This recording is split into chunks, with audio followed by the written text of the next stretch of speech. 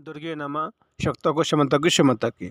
पूर्व काल की बात है। सारे ऋषि मुनि ब्रह्मा जी के पास गए और ब्रह्मा जी से बोले, आप कोई ऐसा स्थान बताइए जो सब प्रकार के विघ्नों से रहित हो और जहाँ पर बैठकर हम अपना 1000 वर्षों तक तपस्या कर सके।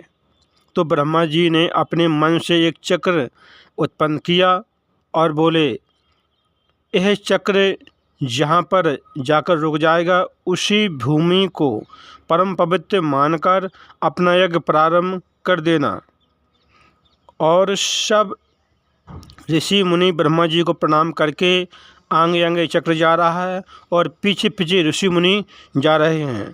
तो उस चक्र की नेमी जिस जगह में गिरी उसी वन का नाम नैमिषारण्य पड़ गया और इसी नैमिषारण्य की पावन भूमि में 88,000 ऋषि मुनि उन्हें अपनी तपस्या की और श्रोता बनकर बैठे हुए हैं।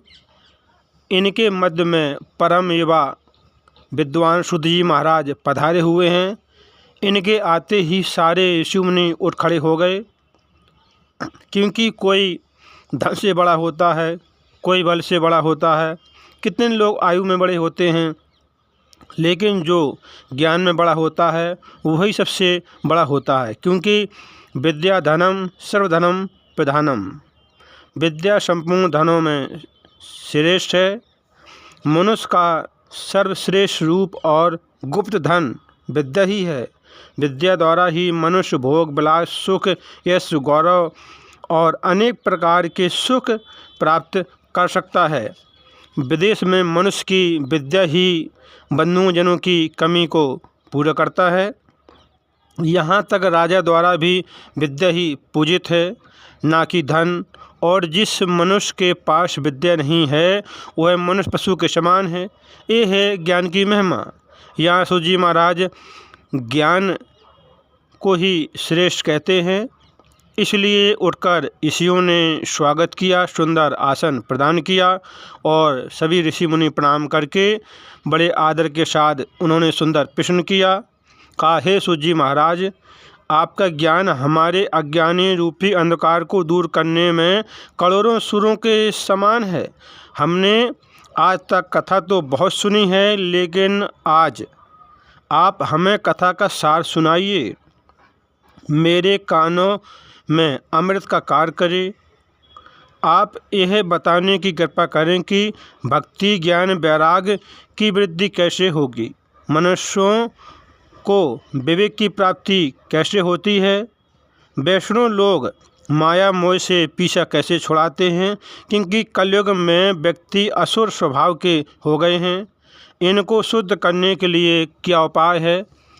आप मुझे ऐसी कथा सुनाइए जो कि सबसे अधिक कल्याणकारी तथा पवित्र को भी पवित्र करने वाली हो, तथा जो भगवान श्री कृष्ण की प्राप्ति करा दे।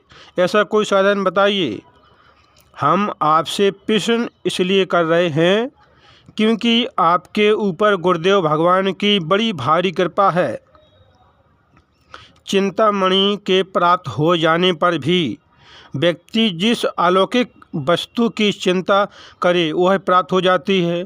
यदि कोई व्यक्ति स्वर्ग में स्थित कल्पवृक्ष के नीचे खड़े होकर यदि स्वर्ग के भोगों की इच्छा करे तो वह कल्पवृक्ष स्वर्ग के संपूर्ण भोगों को प्रदान कर देता है। लेकिन यदि कोई व्यक्ति हाथ में मणि रखकर और कल्पवृक्ष के नीचे खड़े होकर यदि यह इच्छा करे कि मुझे भगवान के दर्शन हो जाएं, तो कल्पवृक्ष और मणि यह प्रदान नहीं कर सकते हैं। लेकिन गुरुदेव भगवान प्रसन्न हो जाएं तो योगियों को दुर्लभ वैकुंठ पद सहजता से प्रदान कर देते हैं। इसलिए हे सूत जी महाराज, आपके ऊपर गुरुदेव भगवान की विशेष अनुकंपा है, इसलिए हमें संपूर्ण शास्त्रों का सार सुनाइए। यह सुनकर सूत जी महाराज गदगद हो गए और बोले, हे ऋषियों, आपका प्रेम मेरे प्रति अधिक है, इसलिए मैं संपूर्ण शास्त्रों का सार सुनाता हूँ, जिसके द्वारा भक्ति ज्ञान वैराग्य की वृद्धि होती है तथा श्री कृष्ण की प्राप्ति होती है और संसार भय का नाश हो जाता है। संसार का हर एक प्राणी काल रूपी सर्प का ग्रास बना बैठा है। वह तभी तक सुरक्षित है जब तक काल रूपी सर्प अपना मुख नहीं बंद कर देता है। मुख के बंद होते ही इसकी जीवन लीला समाप्त हो जाएगी। इसलिए हर व्यक्ति की मृत्यु मंगलमय हो जाए, इसके लिए सुखदेव जी महाराज ने श्रीमद् भागवत का प्रवचन किया। जब प्राणियों के जन्मांतरों और कल्पांतरों के पुण्यों का भाग उदय होता है, तब श्रीमद् भागवत सुनने का सौभाग्य प्राप्त होता है। मन को शुद्ध करने के लिए श्रीमद् भागवत महापुराण से उत्तम कोई साधन नहीं है। हमें जीवन कैसे जीना है, हमें अपने से बड़े और छोटों के साथ कैसे व्यवहार करना चाहिए, ये शिक्षा हमें रामायण सिखाती है। हमें जिन धर्म पर चलना है वह रामायण सिखाती है और हमें श्रीमद् भागवत से मृत्यु को कैसे मंगलमय बनाया जाए यह सीख प्राप्त होती है। यह श्रीमद् भागवत की कथा दुर्लभ ही नहीं अति दुर्लभ है। कहते हैं कि देवताओं को भी दो चीज़ बहुत दुर्लभ है।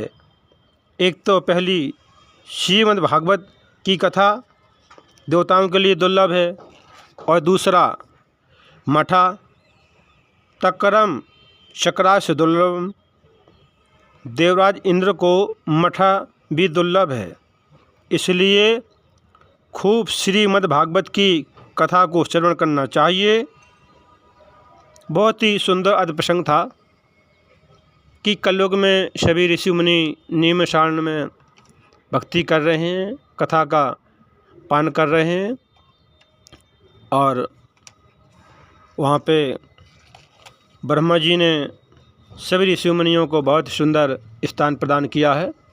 कथाओं को सुनते रहें, कथा सुनने से मनुष्य को पुण्य की प्राप्ति होती है, साथ में ज्ञान की प्राप्ति होती है। इसे कथाओं को सुनते रहें, काम करते रहें, मैया का नाम जपते रहें। फिर मिलेगी अगली बार एक खास वीडियो के साथ। तब तक आप सब देखते रहे, कथा को सुनते रहें, काम करते रहें, मैया का नाम जपते रहें। शक्तों को श्यामाता की।